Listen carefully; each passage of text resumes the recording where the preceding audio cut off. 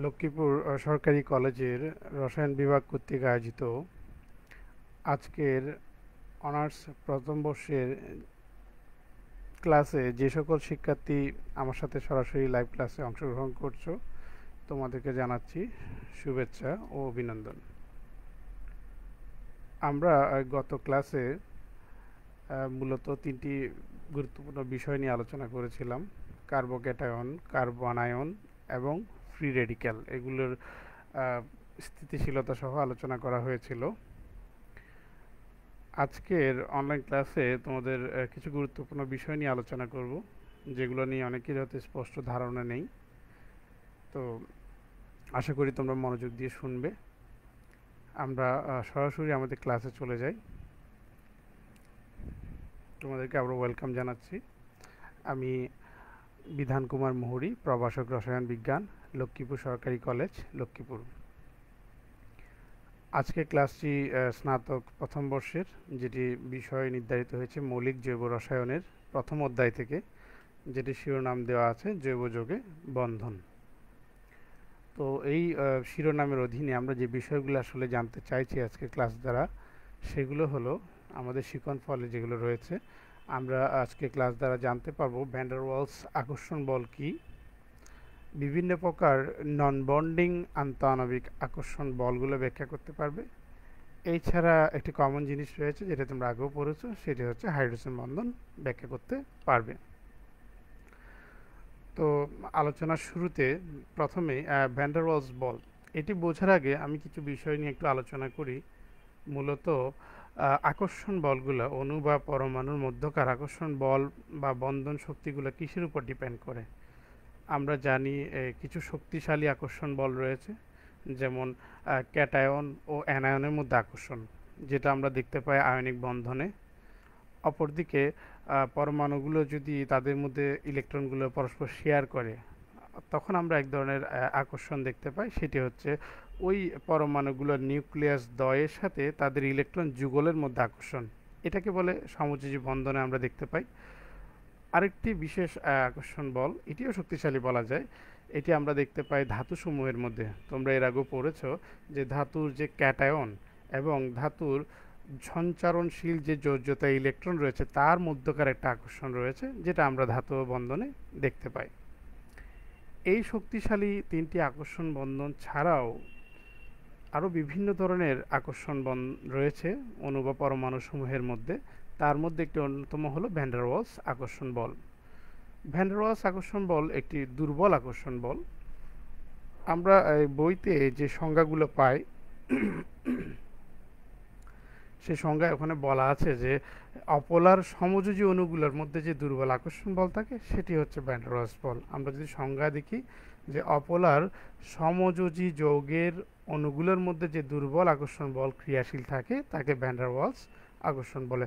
আচ্ছা, সমযোজী যৌগ অনেকে আমরা বুঝি, অপোলার সমযোজী যৌগ এটা আবার কি? অর্থাৎ যে সমযোজী যৌগগুলোর মধ্যে যে পরমাণুগুলো আবদ্ধ আছে, তাদের মধ্যে তড়িৎ ঋণাত্মকতার কোনো পার্থক্য থাকবে না।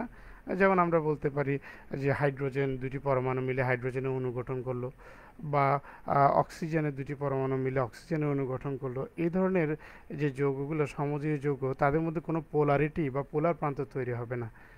তাদের মধ্যকার যে আকর্ষণ, সেটাকে বলছে দুর্বল ভ্যান ডার ওয়ালস আকর্ষণ বল। কিন্তু বাস্তবে বইয়ে এই সংজ্ঞা লেখা থাকলেও আসলে ভ্যান ডার ওয়ালস আকর্ষণ বলটা আরও অনেক ক্ষেত্রে হতে পারে। পোলারের সাথে পোলারের সাথে অপোলারের আমরা যদি একটু দেখি, তাহলে আমরা দেখতে পাই অপোলার অণুসমূহের মধ্যে, যেটা অলরেডি সংজ্ঞায় বলা আছে। এছাড়া দুটি পোলার অণুসমূহের মধ্যে হতে পারে ভ্যান ডার ওয়ালস। এটা আমরা পরে আমরা ডিটেলসে যাব। একটি পোলার এবং একটি অপোলার। আমি একটু করে বলি, দুটি অপোলার অণু তো বলেছি যে হাইড্রোজেন অক্সিজেন। দুটি পোলার অণুর মধ্যে, পোলার অণু কারা? যাদের মধ্যে তড়িৎ ঋণাত্মকতার পার্থক্য থাকবে। এই ধরনের দুটি অণু যদি কাছাকাছি আসে, তাদের মধ্যেও কি হতে পারে, এক ধরনের দুর্বল আকর্ষণ বল কাজ করতে পারে। যেমন পানির দুটি অণু, অথবা যে হাইড্রোজেন ক্লোরাইড HCl এর দুটি অণু, এই ধরনের। একটি পোলার একটি অপোলার, তাহলে একটি পোলার যৌগ একটা অপোলারের মধ্যে হতে পারে। আবার একটি আয়ন এবং একটি পোলারের মধ্যে হতে পারে। এটি ধনাত্মক ক্যাটায়ন বা ঋণাত্মক অ্যানায়নের সাথে আরেকটি পোলার অণুসমূহের মধ্যেও হতে পারে। এছাড়া সর্বশেষ যেটি, একটি আয়ন ও একটি অপোলার অণুসমূহের মধ্যে হতে পারে। খেয়াল করো, সবগুলো তালগোল পাকিয়ে ফেলো না, শুরু থেকেই খেয়াল করো। প্রথমে বলেছি অপোলার অণুর মধ্যে, তারপরে বলছি দুটি পোলার অণুর মধ্যে, তারপরে বলছি একটি পোলার একটি অপোলার। পোলার অপোলার শেষ, এবার আমরা আয়নের দিকে গিয়েছি। একটি আয়ন, একটি পোলার, একটি আয়ন, একটি অপোলার অণুর মধ্যে হতে পারে। তাহলে আমরা বিভিন্ন ধরনের ভ্যান ডের ওয়ালস বল, আকর্ষণ বল পেয়ে থাকবো। এগুলোকে আসলে বলা হয় নন বন্ডিং আন্তঃআণবিক আকর্ষণ বল। হ্যাঁ, নন বন্ডিং আন্তঃআণবিক আকর্ষণ বলগুলো পড়তে গেলে আমরা দেখতে পাই বিভিন্ন প্রকার নন বন্ডিং আন্তঃআণবিক আকর্ষণ বল। কয় প্রকার রয়েছে আমরা একটু দেখি। যে প্রথমে রয়েছে আয়ন ডাইপোল আকর্ষণ, অর্থাৎ একটি আয়নের সাথে একটি ডাইপোলের, আমি এগুলো পরে ব্যাখ্যায় যাচ্ছি, আগে আমরা একটু দেখিনি। আরেকটি রয়েছে ডাইপোল ডাইপোল আকর্ষণ, আরেকটি হলো আয়ন আবিষ্ট ডাইপোল আকর্ষণ, এবং আরেকটি রয়েছে স্থায়ী ডাইপোল আবিষ্ট ডাইপোল আকর্ষণ। তোমাদের এগুলো সব একই রকম মনে হতে পারে প্রথমে শুনলে, কিন্তু এগুলোর মধ্যে খুব সূক্ষ্ম পার্থক্য রয়েছে, আমি ডিটেলস একটু পরে যাব। সর্বশেষ যেটি রয়েছে আবিষ্ট ডাইপোল আবিষ্ট ডাইপোল আকর্ষণ। তো আমরা ধারাবাহিকভাবে যদি এগুলো আলোচনা করতে চাই, প্রথমে যে বিষয়টি আসবে আয়ন ডাইপোল আকর্ষণ। একটু বলে রাখি, আমরা যে এখানে পূর্বের স্লাইডে যে 5টি নন বন্ডিং আন্তঃআণবিক আকর্ষণ বলের কথা বলেছি, তার মধ্যে সবচেয়ে শক্তিশালী হচ্ছে আয়ন ডাইপোল আকর্ষণ। একটু খেয়াল করো, এটির শক্তিমাত্রা বা কিলোজুলে যদি প্রকাশ করি 10 থেকে 50 কিলোজুল পার মোল। তাহলে এই আয়ন ডাইপোল আকর্ষণ এটা আবার কি? তাহলে বুঝতে পারছো, আয়ন হচ্ছে একটি ধনাত্মক আয়ন বা ক্যাটায়ন, বা ঋণাত্মক আয়ন বা অ্যানায়ন। তাহলে একটি ক্যাটায়ন বা অ্যানায়নের সাথে আরেকটি কার আকর্ষণ হবে? সংজ্ঞায় উপরে যে লেখা আছে আয়নের সাথে ডাইপোলের, তাহলে ডাইপোল কারা?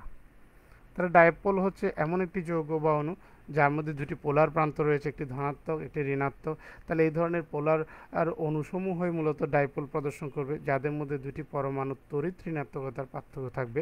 আমরা একটু সহজ করে বোঝার জন্য একটা চিত্র দেখি। আমি দুটি আয়ন নিলাম, একটি অ্যানায়ন আর একটি ক্যাটায়ন, যেগুলো হলুদ কালার দ্বারা দেখানো হচ্ছে। এই অ্যানায়ন বা ক্যাটায়ন যখন এটি পোলার মলিকুলের কাছাকাছি আসছে, একটু খেয়াল করো, লাল রং দিয়ে দুটি পোলার মলিকুল এখানে দেখানো হয়েছে।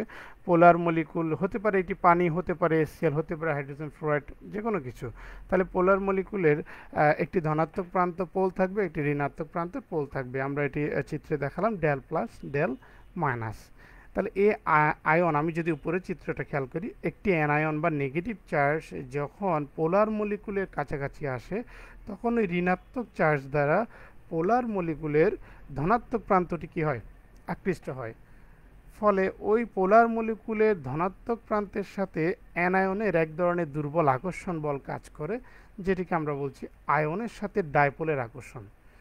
একই কথা প্রযোজ্য যদি ক্যাটায়ন দিয়ে বলি, ক্যাটায়ন ধনাত্মক চার্জ হওয়ায় এটি পোলার মলিকুলের ঋণাত্মক প্রান্তকে আকৃষ্ট করে, ফলে ওই ঋণাত্মক প্রান্তের সাথে ক্যাটায়নের ধনাত্মক চার্জের যে দুর্বল আকর্ষণ, সেটিকে আমরা বলছি আয়ন ডাইপোল আকর্ষণ।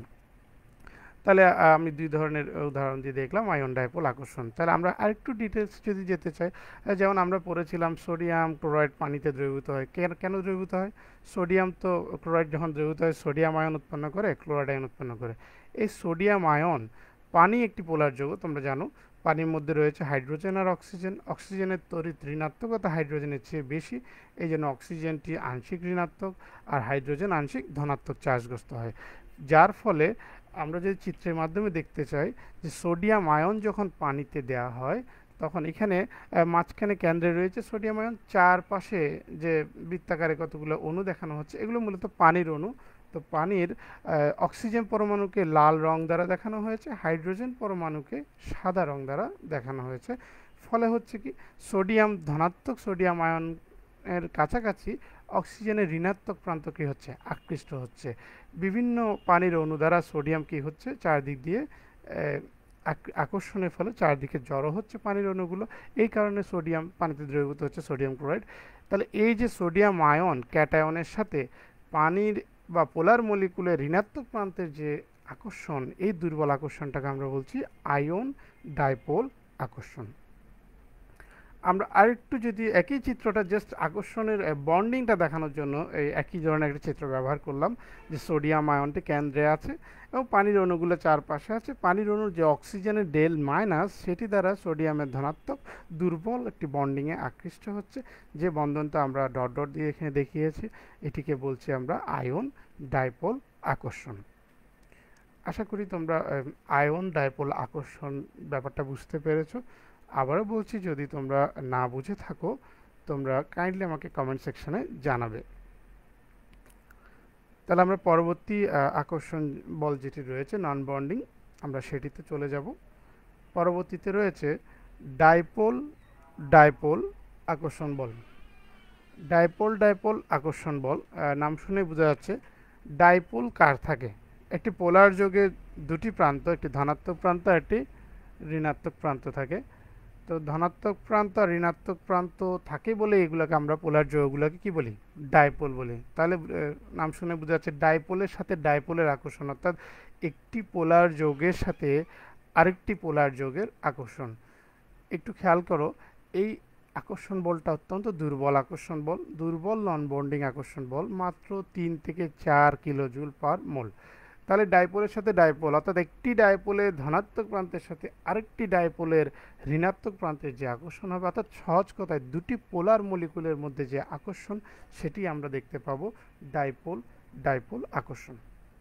আমরা যদি উদাহরণ দিয়ে চিত্র দিয়ে দেখি, আমরা একটি পোলার যৌগ নিলাম হাইড্রোজেন ক্লোরাইড। এখানে দেখো ক্লোরিনের তড়িৎ ঋণাত্মকতা হাইড্রোজেনের চেয়ে অনেক বেশি, ফলে ক্লোরিন স্বাভাবিকভাবে শেয়ারকৃত ইলেকট্রন যুগল নিজের দিকে বেশি পরিমাণে টেনে নেবে, ফলে ক্লোরিন পরমাণুটি আংশিক ঋণাত্মক চার্জগ্রস্ত হয়ে পড়বে এবং হাইড্রোজেন আংশিক ধনাত্মক চার্জে চার্জিত হয়ে পড়বে। অর্থাৎ সহজ কথা, এটি একটি পোলার যৌগ যেখানে ডাইপোল তৈরি হয়েছে।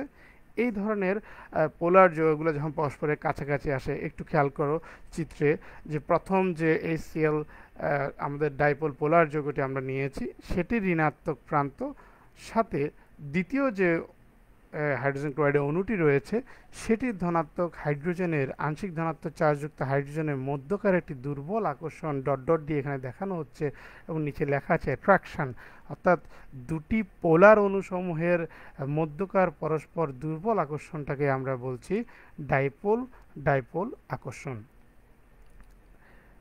আমরা এ ধরনের আরও অনেক পরমাণু আমরা নিতে পারবো। যদি আমরা বলি পানির মধ্যে, পানি তো হতে পারে, পানির অক্সিজেনের সাথে আরেকটি পানির অণুর ধনাত্মক হাইড্রোজেনের যে পরস্পর আকর্ষণ, সেটিও হতে পারে ডাইপোল ডাইপোল আকর্ষণ। এ ধরনের অনেক উদাহরণ আমরা দিতে পারবো। আমরা এই একই একটি উদাহরণ, এটিকে জাস্ট বল মডেলে দেখানো হচ্ছে। যেমন হাইড্রোজেন আর ক্লোরিনের মধ্যে যেটি রয়েছে, সেটি কিন্তু ডাইপোল ডাইপোল আকর্ষণ নয়, এটি হচ্ছে কোভ্যালেন্ট বন্ড, অর্থাৎ সমযোজী। এই ধরনের পোলার সমযোজী যৌগ যখন পাশাপাশি আসছে, তখন তাদের মধ্যে উইক ইন্টারমলিকুলার অ্যাট্রাকশন, অর্থাৎ দুর্বল যে আকর্ষণ, সেটি বলছি ডাইপোল ডাইপোল আকর্ষণ। তো আশা করি তোমরা এটা বুঝতে পেরেছো, ডাইপোল ডাইপোল আকর্ষণ। পরবর্তী যে নন বন্ডিং আকর্ষণ বল রয়েছে, আমরা সেটিতে চলে যাই। আয়ন আর আবিষ্ট ডাইপোল আকর্ষণ। কথাগুলো খেয়াল করো, যদি তুমি টপিক্সটা বুঝতে পারো উপরে, তাহলে উদাহরণ সহজে বুঝতে পারবে। আয়নের সাথে আবিষ্ট ডাইপোলের আকর্ষণ। আয়ন তো তোমরা জানোই, ধনাত্মক আয়ন হলে ক্যাটায়ন হবে, ঋণাত্মক আয়ন হলে অ্যানায়ন হবে। আবিষ্ট ডাইপোল, এই বিষয়টা একটু বুঝতে হবে। আবিষ্ট মানে কি? এগুলোকে বলা হয় ইনডিউসড, অর্থাৎ আবেশ দ্বারা তার মধ্যে একটি ডাইপোল সৃষ্টি হয়েছে। আমরা এর আগে যে উদাহরণগুলো দেখেছিলাম, আমি একটু যদি ব্যাকে যাই, যে প্রথম যে উদাহরণটি ছিল আয়নের সাথে ডাইপোল, অর্থাৎ আয়নের সাথে পোলার যৌগের। তারপরে উদাহরণ আমরা দেখতে পেয়েছি দুটি পোলার যৌগের মধ্যে, তাদের মধ্যে কোনো প্রকার আবিষ্ট হয়ে পোলার যৌগ তৈরি হয়নি, তারা সচরাচর পোলার অণুই ছিল বলে তাদের ডাইপোল ছিল। কিন্তু এখানে যে বিষয়টি রয়েছে, আয়নের সাথে আবিষ্ট ডাইপোল, অর্থাৎ আবিষ্ট ডাইপোল কি জিনিস? যেই অণু বা যৌগটি আদৌ কি ছিল না, পোলার যৌগ ছিল না, অর্থাৎ আমরা সহজ কথায় বলতে পারি এটি একটা অপোলার সমযোজী যৌগ ছিল। অপোলার যৌগের মধ্যে পোলারিটি সৃষ্টি করেছে বলেই এটিকে বলা হচ্ছে আবিষ্ট ডাইপোল। এই পোলারিটিটি কে সৃষ্টি করলো? তাহলে এই আয়নটি সৃষ্টি করলো। ধনাত্মক আয়ন হতে পারে, ঋণাত্মক আয়ন, এই জন্য তাদের মধ্যকার আকর্ষণটাই হবে আয়নের সাথে আবিষ্ট ডাইপোল। উদাহরণ দিলে সহজে বুঝতে পারবে তোমরা। আমি একটি বৃত্ত নিলাম, ধরে নিলাম এটি অপোলার একটি বৃত্তকার পরমাণু। অর্থাৎ তার মধ্যে কোনো পোলারিটি নেই। এটি নিউক্লিয়াস সেন্টারে আছে, আমি চিত্রের মাধ্যমে দেখাচ্ছি। এবার একটু খেয়াল করো যে অপোলার একটি বৃত্তাকার পরমাণুর পাশে যখন আমি একটি ধনাত্মক চার্জযুক্ত কি আনলাম, আয়ন, যেটাকে আমরা ক্যাটায়ন বলি, তখন কি হয়?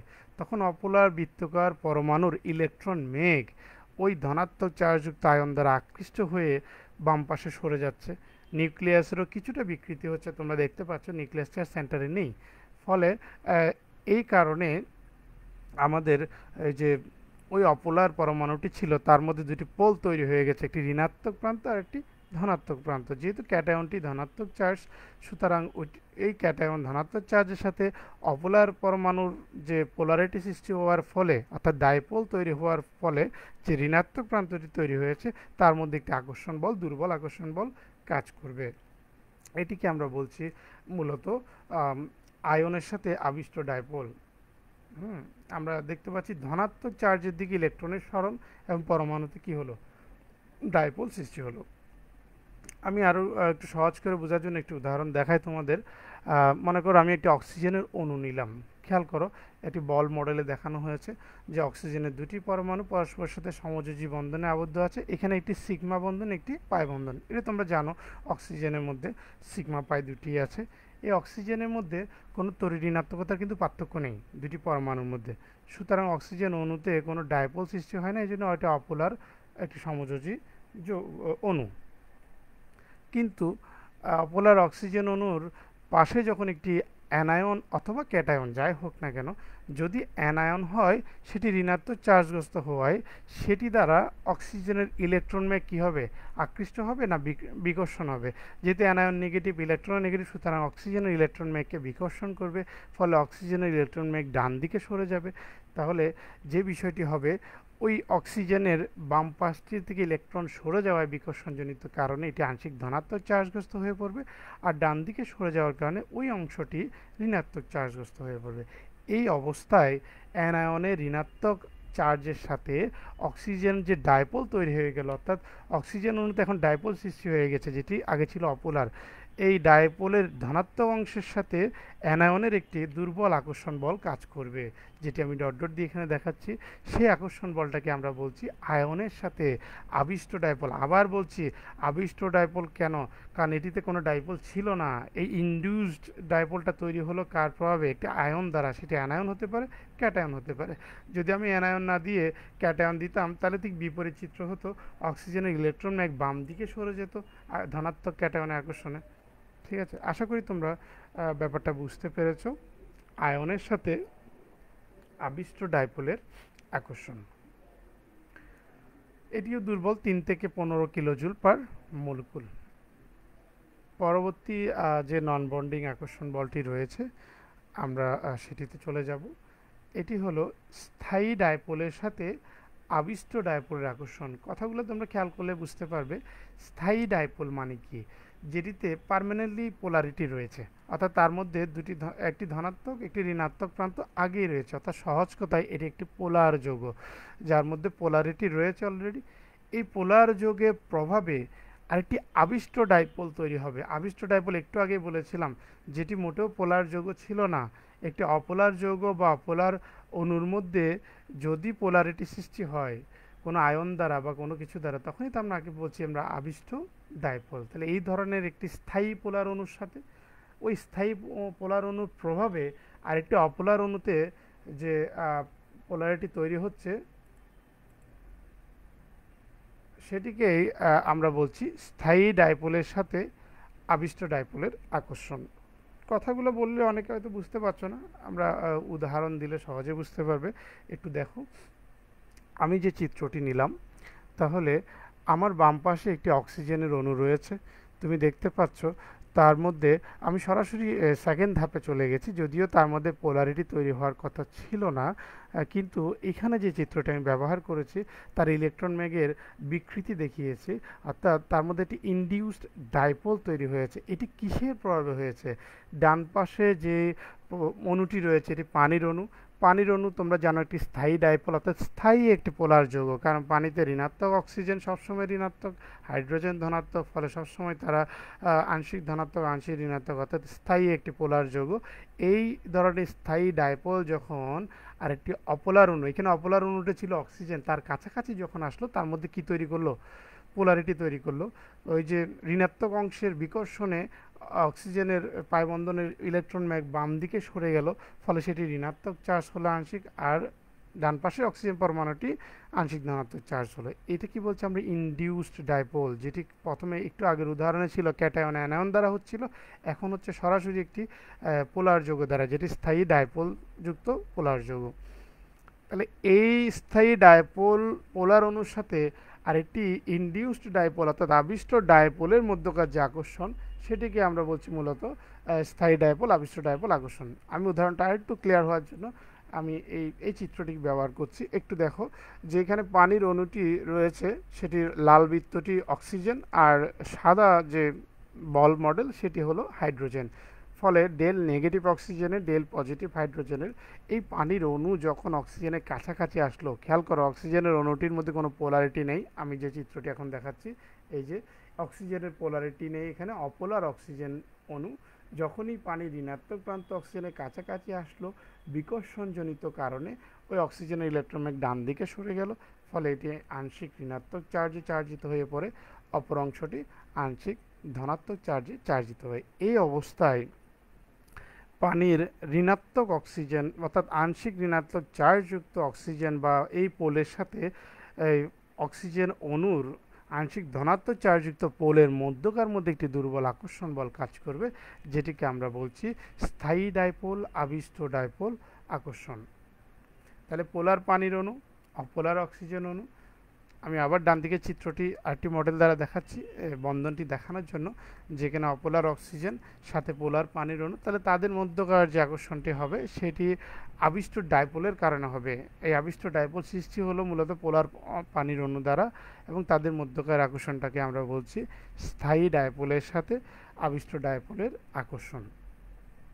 আশা করি ব্যাপারটা বুঝতে পেরেছো। এই আবিষ্ট ডাইপোল সৃষ্টি করেছিল কিন্তু স্থায়ী ডাইপোলটাই, ফলে তাদের মধ্যে যে দুর্বল আকর্ষণ, এই জন্য এটিকে আমরা বলছি স্থায়ী ডাইপোল আবিষ্ট ডাইপোল আকর্ষণ, নন বন্ডিং। এটিও দুর্বল, কারণ এটির শক্তিমাত্রা আমরা দেখতে 2 থেকে 10 কিলোজুল পার মোল।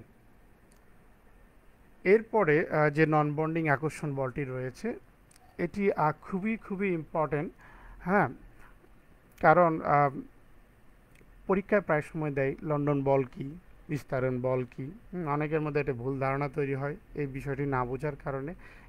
এখানে বলা আছে আবিষ্ট ডাইপোলের সাথে আবিষ্ট ডাইপোলের আকর্ষণ। তাহলে একটু খেয়াল করো, আমরা ধরে নিচ্ছি যে ডান দিকের আবিষ্ট ডাইপোল না হয় বাম দিকের আবিষ্ট ডাইপোল তৈরি করলো, কিন্তু বাম দিকের আবিষ্ট ডাইপোল আসলো কোত্থেকে?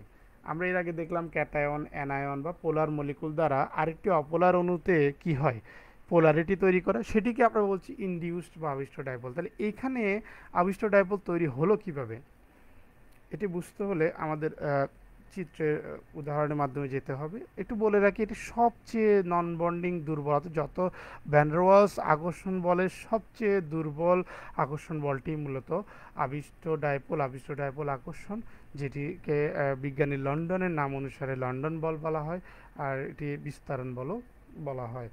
আমরা একটু যদি খেয়াল করি, একটু দেখো, একটি পরমাণু নিলাম যেটির নিউক্লিয়াস সেন্টারে আছে, ইলেকট্রনগুলো ঘূর্ণায়মান আছে, এখানে 3টি ইলেকট্রন দেখানো হয়েছে জাস্ট।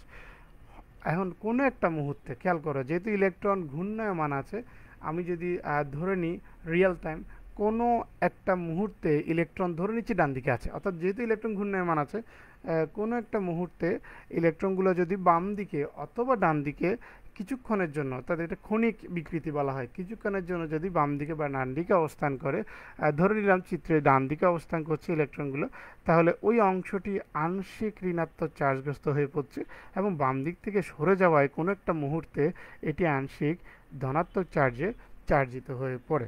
এটি কিন্তু কোনো পারমানেন্ট নয়, ঠিক পরের মুহূর্তে আবার ইলেকট্রন রোটেশন হয়ে ঘুরে যাবে, কিন্তু আমি ধরে নিচ্ছি কোনো একটা মুহূর্তে, হ্যাঁ, তাহলে এটি আমরা প্রথমে যে চিত্র সেটিকে বলছি ইলেকট্রন মেঘের গড় বিস্তৃতি। ইলেকট্রনগুলো স্বতঃস্ফূর্তভাবে আছে যার যার মতো, কিন্তু দ্বিতীয় চিত্রে আমরা দেখাচ্ছি ইলেকট্রন মেঘের ক্ষণিক বিকৃতি, অর্থাৎ কোনো একটা মুহূর্তে ইলেকট্রন হয় বাম দিকে অবস্থান করছে অথবা ডান দিকে, ফলে তার মধ্যে একটি ডাইপোল তৈরি হয়ে গেল। খেয়াল করো, যে অংশটির ইলেকট্রন রয়েছে সেটি ঋণাত্মক চার্জে চার্জিত হয়ে পড়ছে, যেমন এখানে ডেল মাইনাস দিয়ে ডান দিকে অংশ দেখানো হচ্ছে, আর যে অংশটি থেকে সরে গেছে ইলেকট্রন সেটিকে বলছি আমরা ডেল প্লাস।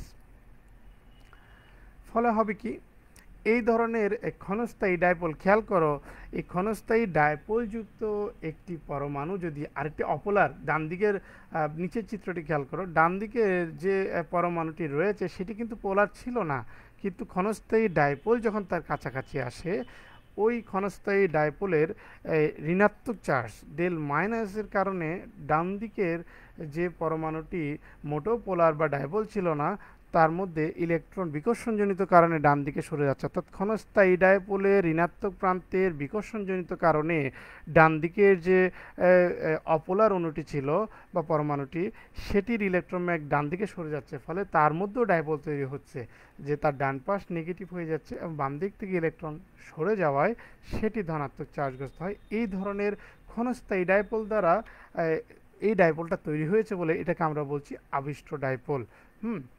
একটু খেয়াল করো, ক্ষণস্থায়ী ডাইপোলের প্রভাবে আরেকটা অপোলার পরমাণুতে কি হলো, ডাইপোল তৈরি হলো, এটাকে আমরা একটু আগে বলছিলাম ইনডিউসড। ফলে এই ক্ষণস্থায়ী ডাইপোলের সাথে আবিষ্ট ডাইপোলের একটি আকর্ষণ হবে, কারণ ক্ষণস্থায়ী ডাইপোলের ঋণাত্মক প্রান্তের সাথে আবিষ্ট ডাইপোলের ধনাত্মক প্রান্তের মধ্যে একটি দুর্বল আকর্ষণ বল কাজ করবে, সেটিকে আমরা বলছি মূলত লন্ডন বল বা বিস্তারণ বল। একটু খেয়াল করবে। তাহলে আমরা যদি একটি ছোট চিত্রের চার্ট দেখি, একটু খেয়াল করো, একেবারে উদাহরণ দিয়েই পরমাণু দিয়ে বোঝানো হচ্ছে।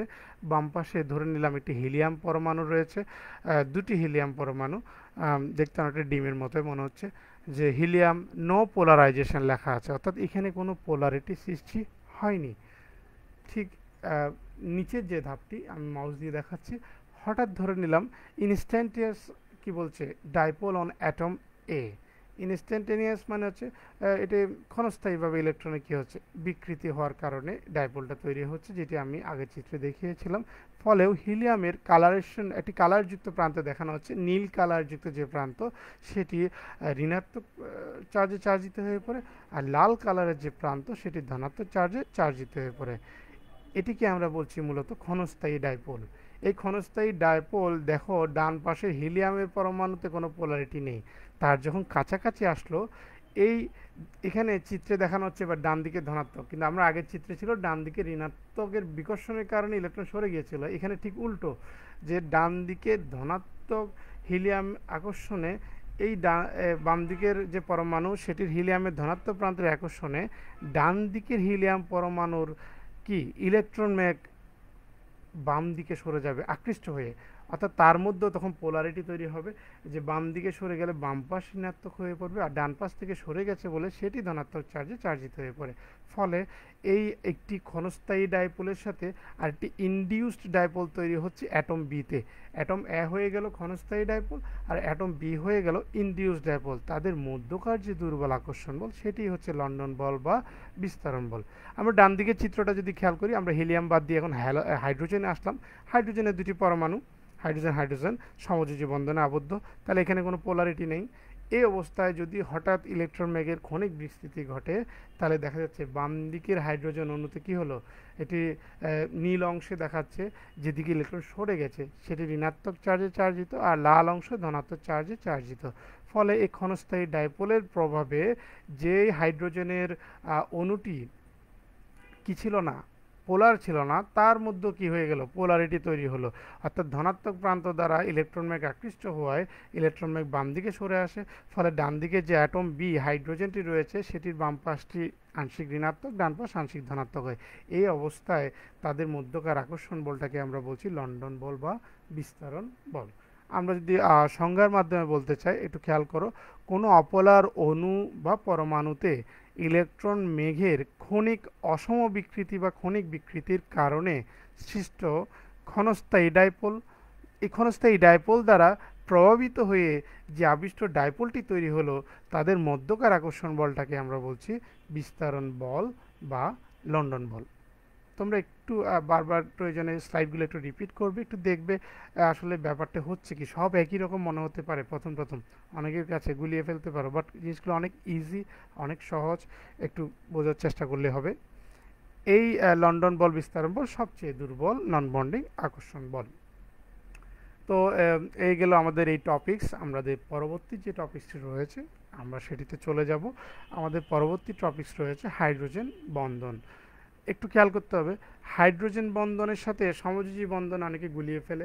অনেকেই মনে করে যে হাইড্রোজেনযুক্ত যে পরমাণু যে অণু বা যৌগগুলো রয়েছে তাদের মধ্যকার তাদের পরমাণুর মধ্যে যে বন্ধন সেটি হাইড্রোজেন বন্ধন। বিষয়টি তা নয়। অর্থাৎ মনে করো পানির মধ্যে রয়েছে হাইড্রোজেনের অক্সিজেনের বন্ধন সমযোজী, এটি কিন্তু হাইড্রোজেন বন্ধন নয়, বরঞ্চ একটি পানির অণুর পোলার প্রান্তের হাইড্রোজেনের সাথে অন্য পানির অণুর ঋণাত্মক অক্সিজেনের যে আকর্ষণ বল দুর্বল সেটি হবে হাইড্রোজেন বন্ধন। অর্থাৎ এটা যদি আমরা নন বন্ডিং আকর্ষণ বন্ধনে ফেলতে চাই তাহলে আমরা বলতে পারি ডাইপোল ডাইপোল, কিন্তু সেটি হাইড্রোজেনের সাথে হতে হবে, তখনই হয়ে যাবে ওই হাইড্রোজেন বন্ধন। এটিও দুর্বল। তাহলে আমরা যদি সংজ্ঞায় যাই একটু খেয়াল করো সংজ্ঞাটা, যে হাইড্রোজেন পরমাণু যখন কোনো উচ্চ তড়িৎ-ঋণাত্মক মৌলের সাথে যুক্ত হয়, সেটি হতে পারে হাইড্রোজেন ফ্লোরাইড বা পানির সাথে হাইড্রোজেনের চেয়ে অক্সিজেনের তড়িৎ-ঋণাত্মকতা অনেক বেশি, আবার হাইড্রোজেন ফ্লোরাইডে ফ্লোরিন সর্বাধিক তড়িৎ-ঋণাত্মক। তাহলে এই ধরনের মৌলের সাথে যখন হাইড্রোজেনটা যুক্ত হয় সমযোজী বন্ধন গঠন করে, তখন ওই বন্ধনের মধ্যে তড়িৎ-ঋণাত্মকতার পার্থক্যের কারণে পোল সৃষ্টি হয়। অর্থাৎ যে অংশটি অধিক তড়িৎ-ঋণাত্মক সেখানে ঋণাত্মক চার্জ সৃষ্টি হয়, আর যে অংশ থেকে ইলেকট্রন সরে যায় সেটি ধনাত্মক হয়। এই জন্য হাইড্রোজেনের পানির অক্সিজেনটি ঋণাত্মক প্রান্ত বিশিষ্ট আর হাইড্রোজেন ধনাত্মক প্রান্ত বিশিষ্ট। অর্থাৎ সহজ কথায় পোলার অণু হয়। এই পোলার অণুগুলো যখন পরস্পরের কাছাকাছি আসে, অর্থাৎ ধরে নাও দুটি পানির অণু বা চারটি পানির অণু এই ধরনের, তখন একটি অণু ধনাত্মক প্রান্ত, তাহলে পানির ধনাত্মক প্রান্ত হলে হাইড্রোজেন হবে, আর অপর অণু ঋণাত্মক প্রান্ত, তাহলে আরেকটি পানির অণু হলে অক্সিজেন হবে। তার মধ্যে বিশেষভাবে আকৃষ্ট হয়ে যে দুর্বল বন্ধন সৃষ্টি করবে সেটিকে আমরা বলছি হাইড্রোজেন বন্ধন। যেমন একটু খেয়াল করো, আমি একটি চিত্র দেখাচ্ছি বল মডেলে। এটি মূলত পানির বিভিন্ন অণুর মধ্যে যে আকর্ষণটি রয়েছে, এখানে খেয়াল করো যে হাইড্রোজেন বন্ধনগুলোকে ডট ডট দিয়ে দেখানো হচ্ছে। এখানে সমযোজী বন্ধনটি আলাদা করে দেখানো হয়নি। যে মাঝখানের যে লাল বৃত্তটি রয়েছে পরমাণু অণুগুলোর মধ্যে সেটি হচ্ছে অক্সিজেন পরমাণু, আর সাদা বৃত্তগুলো হাইড্রোজেন পরমাণু। তাহলে এই যে 1 2 3 4 5টি অণু পরস্পরের সাথে যুক্ত আছে কি দ্বারা? হাইড্রোজেন, দুর্বল হাইড্রোজেন বন্ধন দ্বারা। একটি পানির অণু ধনাত্মক হাইড্রোজেন দ্বারা, আরেকটি পানির অণুর ঋণাত্মক অংশ কি হচ্ছে? আকৃষ্ট হচ্ছে। আমরা আরেকটু সহজ করে বোঝার জন্য হাইড্রোজেন ফ্লুরাইডের বিভিন্ন অণুর মধ্যে যদি আকর্ষণ খেয়াল করি, এই হাইড্রোজেন ফ্লুরাইড একটি পোলার যৌগ, কারণ ফ্লোরিন অধিক ঋণাত্মক, এই জন্য সবুজ অংশটি দেখো একটি স্ফীত, ফলে ইলেকট্রন বেগ ওদিকে সরে গেছে, এই জন্য ডেল মাইনাস। আর যে অংশটি হাইড্রোজেন সাদা সেটি ডেল প্লাস। এই ধরনের পোলার অণুগুলো যখন পাশাপাশি আসলো তখন খেয়াল করো যে হাইড্রোজেন প্রান্তের সাথে অর্থাৎ ধনাত্মক প্রান্তের সাথে ঋণাত্মক ফ্লোরাইড আয়নের যে প্রান্তটি রয়েছে তার মধ্যে একটি বিশেষ দুর্বল বন্ধন কাজ করছে, এখানে ডট ডট দিয়ে দেখানো হচ্ছে। সেই বন্ধনটাকে আমরা বলছি মূলত হাইড্রোজেন বন্ধন। এরকম আরও অনেক উদাহরণ তোমরা দিতে পারো, নিজেরাও করতে পারো, বইতেও আছে, একটু দেখে নেবে। আমি পরবর্তী টপিক্সে চলে যাই। হাইড্রোজেন বন্ধন দু ধরনের, সেটি হলো আন্ত আণবিক হাইড্রোজেন বন্ধন, আরেকটি হলো অন্ত আণবিক। খেয়াল করো, আন্ত আণবিক অন্ত আণবিক, অনেকের মধ্যে বাংলা ভাষা নিয়ে কনফিউশন থাকে। আন্ত মানে কিন্তু বাহির, অন্ত মানে ভিতর। তাহলে আন্ত কলেজ প্রতিযোগিতা মানে কি? আন্ত কলেজ দেখা গেল কক্সবাজার কলেজের সাথে আমাদের লক্ষ্মীপুর সরকারি কলেজের প্রতিযোগিতা, বা লক্ষ্মীপুর সিটি কলেজের সাথে লক্ষ্মীপুর সরকারি কলেজের প্রতিযোগিতা, অর্থাৎ দুটি ভিন্ন ভিন্ন কলেজের মধ্যে যদি প্রতিযোগিতা হয় সেটি হবে আন্ত কলেজ। তাহলে আন্ত আণবিক হাইড্রোজেন বন্ধন এমন একটি বন্ধন হবে যেটি একটি হাইড্রোজেনযুক্ত অণুর সাথে আরেকটি হাইড্রোজেনযুক্ত অণুর পাশাপাশি বন্ধন হবে, অর্থাৎ একটি অণুর ভিতরেকার নয়, বরঞ্চ দুই বা ততোধিক অণুর মধ্যে। অপরদিকে অন্ত আণবিক, অন্ত আণবিক মানে বোঝা যাচ্ছে যে একটি অণুর ভিতরে যদি হাইড্রোজেন এবং অন্য পরমাণু থাকে তার মধ্যে যদি আকর্ষণ হয় সেটি অন্ত আণবিক হাইড্রোজেন বন্ধন। আমরা এগুলো ডিটেলসে যাচ্ছি একটু পরেই। আন্তঃআণবিক। একটু খেয়াল করো, যখন দুটি পোলার অণু, আমরা যে হাইড্রোজেন বন্ধনের সংজ্ঞা দেওয়ার পর যে দুটি উদাহরণ আমরা ব্যবহার করেছিলাম ওগুলোর দিকেও যদি খেয়াল করো, যে দুটি পোলার অণু হাইড্রোজেন বন্ধনের মাধ্যমে যখন যুক্ত হয় তখন এরূপ হাইড্রোজেন বন্ধনকে আমরা বলবো আন্তঃআণবিক। যখন আমরা 5টি পানির অণু দেখিয়েছিলাম তারা হাইড্রোজেন বন্ধনের মধ্যে আবদ্ধ ছিল, তাহলে তাদের মধ্যে যেহেতু ভিন্ন ভিন্ন অণুর মধ্যে এটি হচ্ছে আন্তঃআণবিক হাইড্রোজেন বন্ধন। একই উদাহরণ আমরা দেখিয়েছি হাইড্রোজেন ফ্লোরাইডের ক্ষেত্রে। তাও আমি চিত্রের একটি ভিন্ন ধরনের চিত্র ব্যবহার করে দেখাচ্ছি তোমাদের সুবিধার্থে, যে এখানে দেখো হাইড্রোজেন ফ্লোরাইডের 3টি অণু রয়েছে। এখানে ডট ডট লাল অংশটি দ্বারা বোঝানো হচ্ছে তাদের মধ্যে হাইড্রোজেন বন্ধন, আর কালো যে প্লেন অংশটি রয়েছে সেটি সমযোজী বন্ধন। তাহলে এই ধরনের আন্তঃআণবিক হাইড্রোজেন বন্ধন সহজেই বুঝতে পারবে। দুই বা ততোধিক এই হাইড্রোজেনযুক্ত পোলার অণু যখন কাছাকাছি আসে তাদের মধ্যে যে আকর্ষণটা হবে সেটি হচ্ছে আন্তঃআণবিক হাইড্রোজেন বন্ধন। এই জন্যই পানি তরল স্বাভাবিক অবস্থায়, H2S গ্যাসীয়, আন্তঃআণবিক হাইড্রোজেন বন্ধন না থাকার কারণে। এগুলো তোমরা আগে পড়েছ। আরেকটি একই ধরনের চিত্র, পানির 4টি অণু দেখিয়েছে এখানে। তাহলে এই ধরনের আন্তঃআণবিক হাইড্রোজেন বন্ধন আমরা বলতে পারি যে ডট ডট দিয়ে যেখানে দেখানো হচ্ছে পানির বিভিন্ন অণুসমূহের মধ্যে আকর্ষণ। সর্বশেষ যে বিষয়টি রয়েছে সেটি হচ্ছে অন্তঃআণবিক। অন্ত মানে ভিতরের, তাহলে বুঝতেই পারছো একই অণুতে দুটি ভিন্ন অণু নয়, কিন্তু একই অণুতে অনেকগুলো পরমাণু থাকতে পারে। এই ধরনের পাশাপাশি অবস্থিত পোলার পরমাণুগুলোর মধ্যে পোলারিটি পার্থক্য থাকতে পারে, অর্থাৎ এমন একটি পরমাণু হবে আরেকটি থেকে ঋণাত্মকতা বেশি। এই ধরনের পোলার পরমাণুর মধ্যে যদি হাইড্রোজেন বন্ধন গঠিত হয় তখন তাকে বলছে অন্তঃআণবিক হাইড্রোজেন বন্ধন। তাহলে সহজেই বুঝতে পারছো এই পোলার অণুগুলোর মধ্যে একটি হাইড্রোজেন হবে আর একটি হাইড্রোজেনের চেয়ে অধিক ঋণাত্মক কোনো পরমাণু হবে। আমরা যদি উদাহরণ হিসেবে নিই, একটু খেয়াল করো, 2 নাইট্রোফেনল, 2 নম্বর পজিশন আমরা বলি অর্থ পজিশন, 2 6, এজন্য এটির নাম অর্থ নাইট্রোফেনল। খেয়াল করো এখানে স্বাভাবিকভাবে ফেনলের 2 নং পজিশনে কি রয়েছে, নাইট্রোমূলক। নাইট্রোমূলকের নাইট্রোজেনের চেয়ে অক্সিজেনের ঋণাত্মকতা বেশি। এই অংশে আমরা যাব না। মূলত অক্সিজেন যখন নিজের দিকে টেনে নেয় সে ঋণাত্মক চার্জগ্রস্ত হয়ে পড়ে, আর পার্শ্ববর্তী যে OH মূলকের হাইড্রোজেনটি রয়েছে সেটি তো আংশিক ধনাত্মক, কারণ অক্সিজেন ঋণাত্মকতা বেশি, সে আংশিক ঋণাত্মক। ফলে এই হাইড্রোজেনের আংশিক ধনাত্মক চার্জের সাথে একই অণুর অন্য একটি ভিন্ন পরমাণু অক্সিজেনের মধ্যকার যে দুর্বল আকর্ষণ এখানে লাল ডট দিয়ে দেখানো হচ্ছে, সেটি মূলত অন্তঃআণবিক। সহজ কথায় এখানে একটি অণুর মধ্যে দুটি বা ভিন্ন পরমাণুর মধ্যে হতে হবে, এটি দুটি অণুর মধ্যে হবে না। আরেকটি উদাহরণ যদি একটু খেয়াল করো, আমরা 2 হাইড্রোক্সি বেঞ্জোইক অ্যাসিড, যেটাকে আমরা বলি স্যালিসাইলিক অ্যাসিড, অর্থাৎ এখানে যেহেতু কার্যকরীমূলকের প্রায়োধিকারের ভিত্তিতে বেঞ্জোইক অ্যাসিড 1 নং কার্বনে COOH আর 2 নং কার্বনে OH মূলক থাকায় সেটাকে আমরা বলছি 2 হাইড্রোক্সি বেঞ্জোইক অ্যাসিড।